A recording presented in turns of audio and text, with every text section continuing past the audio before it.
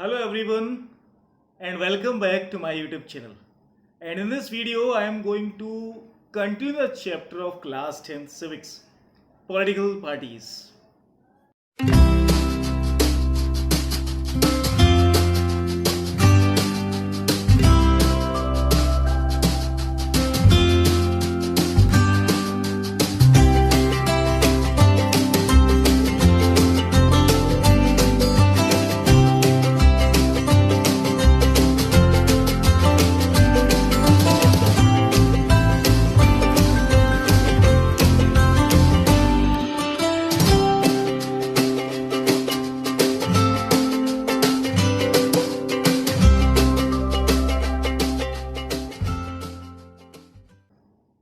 Till now, I discussed about the definition of political party, its functions and necessities. And in this video, I would like to start a new topic. And the topic name is how many political parties should we have? कितनी political parties होनी चाहिए actual में? चलिए इसके बारे में थोड़ा सा जानते हैं. अगर आपसे मैं ये क्वेश्चन पूछूं कि how many political party should we have, तो उसका जवाब नहीं मिलेगा, तब तक नहीं मिलेगा जब तक मैं आपको पार्टी सिस्टम ना समझा दूं कि कितने तरीके की पार्टी सिस्टम होते हैं, कितने तरीके. तो चलिए शुरुआत करते हैं.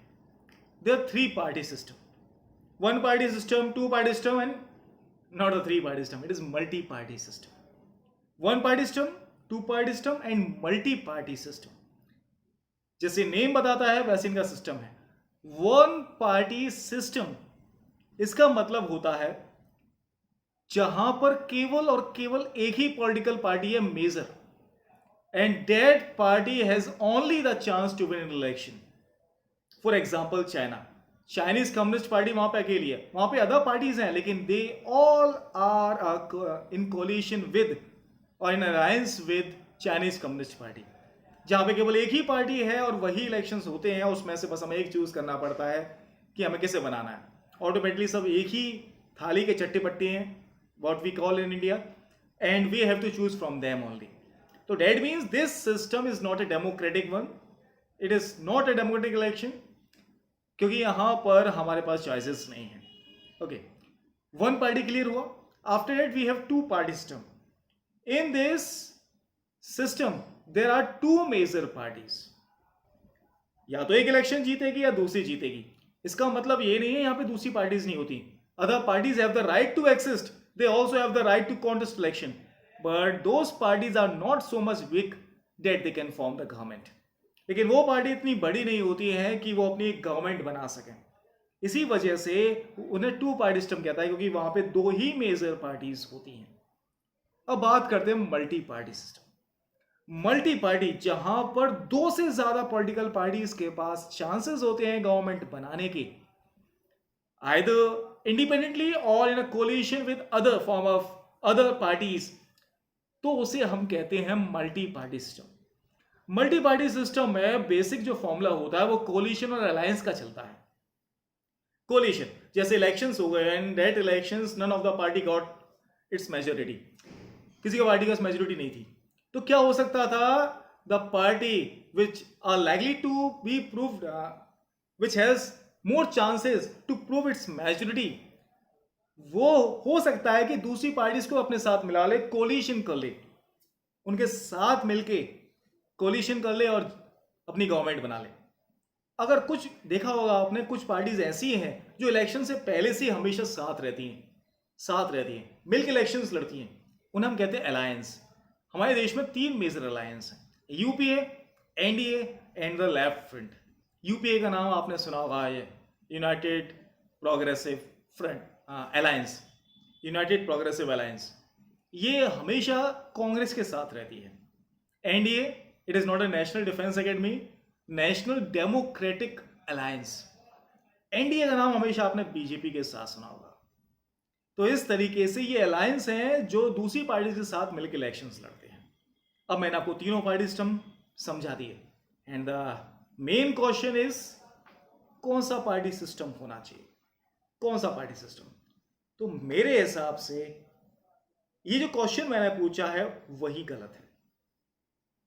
जो क्वेश्चन मैंने पूछा है विच पार्टी सिस्टम इज बेटर, ये रॉन्ग है, क्योंकि बहुत सारे बच्चों के मन में क्वेश्चन आंसर आए होंगे कि multi party system is better. जरा सोचिए आप, अमेरिका जहां पे क्रिश्चियनिटी है, जहां पे क्रिश्चियनिटी दो पार्ट से डिवाइड होती है, या फिर वहां पे ब्लैक्स और वाइट ज्यादा है, तो वहां पे मल्टी पार्टी क्या कर लेगी? कर लेंगे तो क्या बना लेंगे? कुछ नहीं, क्योंकि वहां पर जो दूसरी कंपनीज है बहुत कम है जिसका कोई भी अस्तित्व नहीं है इतना ज्यादा। इसका मतलब वहां पे मल्टी पार्टी का कोई फायदा नहीं है। इंडिया में अगर हम टू पार्टी बनाते हैं तो उसका नुकसान ही नुकसान है, क्योंकि India is a multi religious, multi cultural, multi linguistic and ना जाने कौन कौन से मल्टी आ जाते हैं इंडिया में। यहाँ पे दो पार्टी सिस्टम तो फेल है, इसीलिए यहाँ पे सबके पास राइट है। अगर आप अपनी पार्टी बनाना चाहते हो, you have the right to form its party. तो इससे क्या पता चला?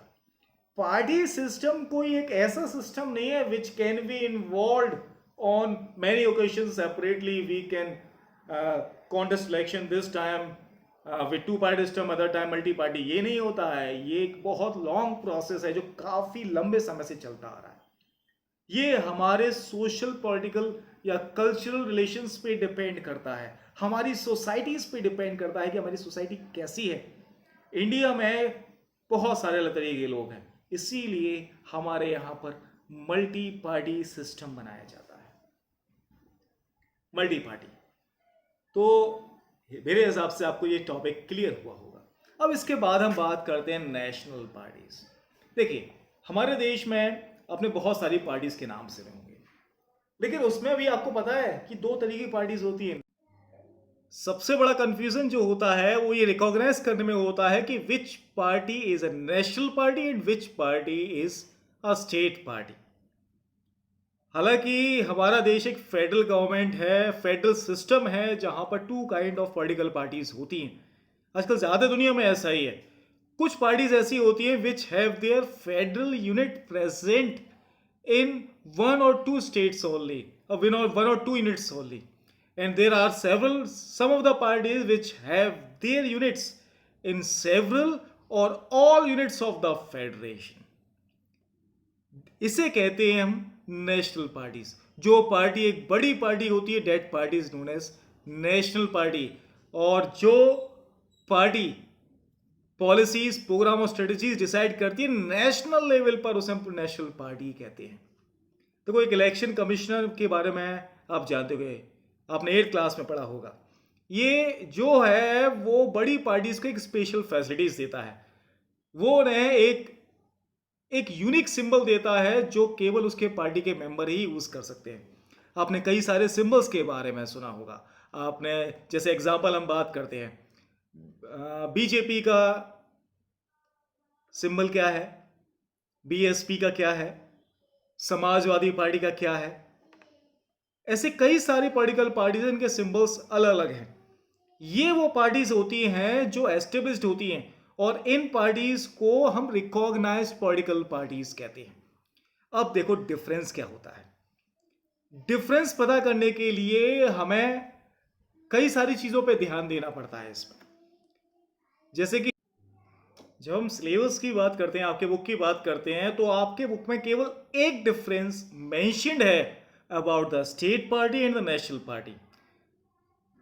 आपके बुक के हिसाब से a party that secure at least 6% of votes in an assembly to the legislative assembly of a state and win at least 2 seats in is recognised as a state party. Means अगर कोई भी पार्टी ऐसी है आपके यहाँ पर जो 6% ऑफ वोट हासिल करती है आपके विधानसभा इलेक्शंस में, 6% ऑफ वोट्स, और 2 सीट जीत जाती है, तो स्टेट पार्टी बन जाती है। और वहीं अगर कोई पार्टी 6% ऑफ वोट हासिल करती है लोकसभा इलेक्शंस में या विधानसभा इलेक्शंस में 4 स्टेट्स में, और 4 सीट जीतती है लोकसभा में, तो उसे हम कहते हैं नेशनल पार्टी। ये थोड़ा कंफ्यूजन भरा हो गया, अब थोड़ा इजी फॉर्मेट में समझते हैं। तो हर वो पार्टी जिसने इलेक्शंस में 6% ऑफ वोट हासिल करें 4 या मोर स्टेट्स में, और या तो वो आपके लोकसभा इलेक्शंस हो या स्टेट असेंबली इलेक्शंस हो, इसके साथ साथ लोकसभा इलेक्शंस में उसने 4 सीट्स जीती हूं, तो समझ लेना वो बन जाएगी आपकी नेशनल पार्टी।